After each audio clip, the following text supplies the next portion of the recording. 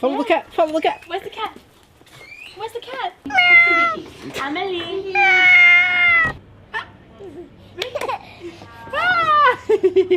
De novo.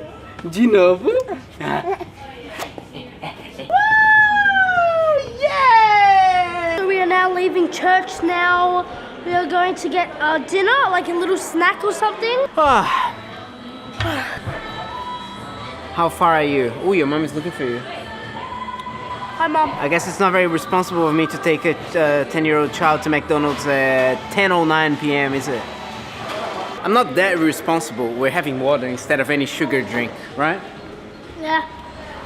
He didn't even protest much, which is quite amazing. This week has been a bit of a hectic week, lots of things happening. And today was a bit eventful as well. We went to Shelly's mom's house for Amelie's first birthday party, as I mentioned, and that's probably the last one. And then before I went to church for the night, I went to visit a friend in the hospital. And now I'm going to the hospital to visit a friend. I'm gonna take him this balloon, says happy birthday, because it's all I could find in the car. And then, as you saw in the beginning of this video, after church, I dropped my family home and then went to take Brooklyn home, but we stopped at Macca's first. And now I'm finally home. And this week, something amazing happened.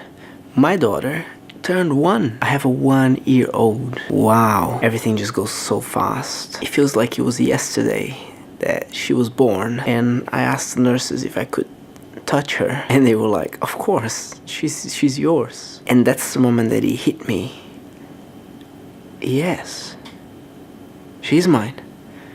I have a daughter. And now it just hits me that, yes, I have a daughter, but also she's 1-year-old. She walks around, she tries to talk, she bosses people around, she has her own personality. It's just amazing. And since a whole year has passed since Amelie was born, I think it would be appropriate to do a bit of a retrospective on how this year was for me. Her birth was rather eventful. Shelly had an unplanned cesarean with further complications, but that's a story for another video. And because of that, I had to learn to do pretty much everything for Amelie from the beginning, from day one. And I had to do all that while my wife was recovering from a cesarean, which is an abdominal surgery. It's a pretty big deal. You know, we did prenatal courses that teaches what to do and how to put babies to sleep and change nappies and stuff. But nothing, I'll tell you, nothing prepares you for what it is to have a baby. Here's a classic example that I'll never forget. I think it was Amelie's 4th or 5th day. We were still in the hospital. Shelly was walking back from the toilet to her bed when every time she took a breath, she would have a sharp pain on her right side, on her lung, which I don't know if you know, but it's a classic symptom of a pulmonary embolism. A pulmonary embolism is when a blood clot travels through your bloodstream and stops somewhere in the lungs and blocks the circulation.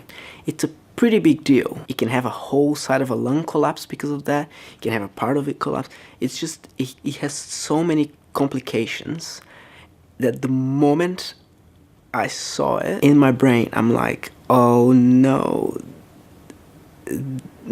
this is crap. I waited a few seconds. The pain continued, so I immediately called the nurses. In the ward where the beds are, there are 2 buttons. There's a button that you call the nurse, and there's another one that is an emergency button. When you call the nurse, sometimes they take a while to come because they might be busy with other things.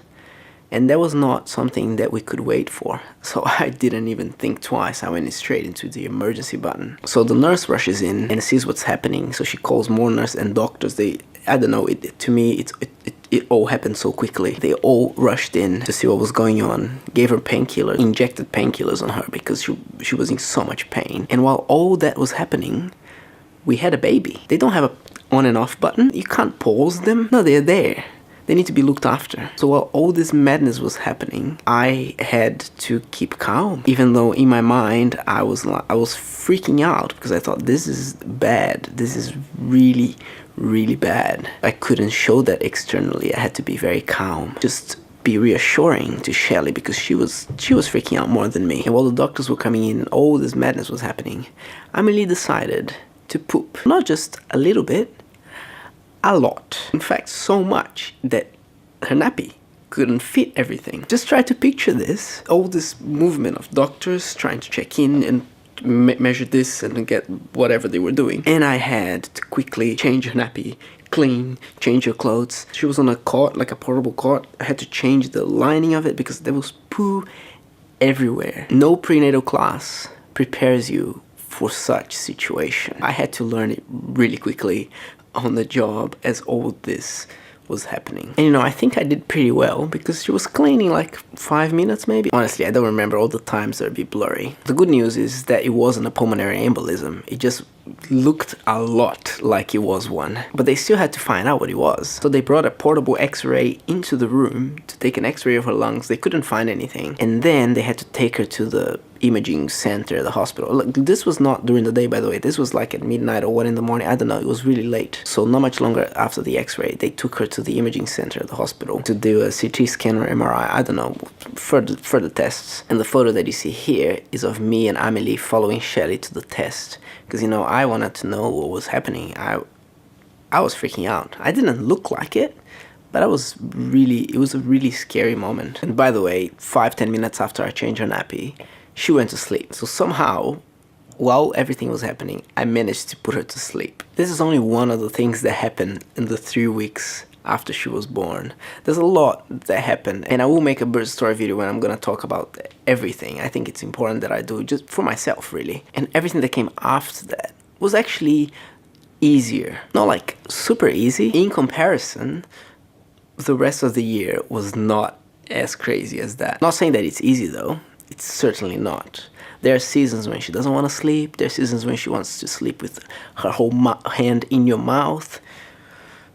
Weird, right? There are times when she poops everywhere on you. She vomits on you. What are you gonna do? I have so much tolerance for vomit now. Your life just changes in a way that you can't comprehend. If I were to explain to you, you wouldn't understand. This is something you need to experience yourself for it to make sense. And even though it's hard and costs a lot of your time, your money, your energy, emotionally, physically, in every possible way, it is so worth it. Being a parent is a wonderful thing. Just seeing her start moving, start eating, crawling, walking, thinking for herself. In the beginning, she was like an attachment of me and Shelly because she was just this thing that would eat and sleep and poop. And as she grows older, she starts having her own personality and yelling for things she doesn't want to do. And you're like, what? When did this happen? And just walking around and grabbing things. And then it's just a wonderful thing to see this person who is part of you grow and become her own person. And as parents, you get to love her every day more and more. The more you know her, the more you love her. And Amelie is such an incredible, smart, easygoing girl. She's been sleeping through the night since she was, 3 months old. Which, to be honest, I don't know how we would survive if she didn't. Because after everything that we've been through, having that sleep is at least something. All I know is that Shelly and I are really blessed to have her as our daughter. And we can't wait to get to know her more and more as she grows older and we grow even older. Anyway, thanks so much for watching this video of me talking and being emotional. Maybe I should rename my Sunday videos to Serious Sundays, because last Sunday I talked about me copying Casey Neistat, which I don't. And today this. Who knows what next Sunday is gonna bring. Well, I need to go to bed, so I'll see you guys tomorrow.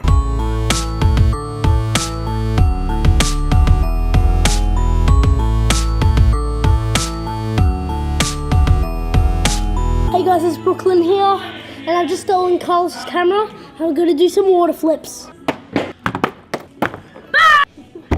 What happened? Carlos broke your camera.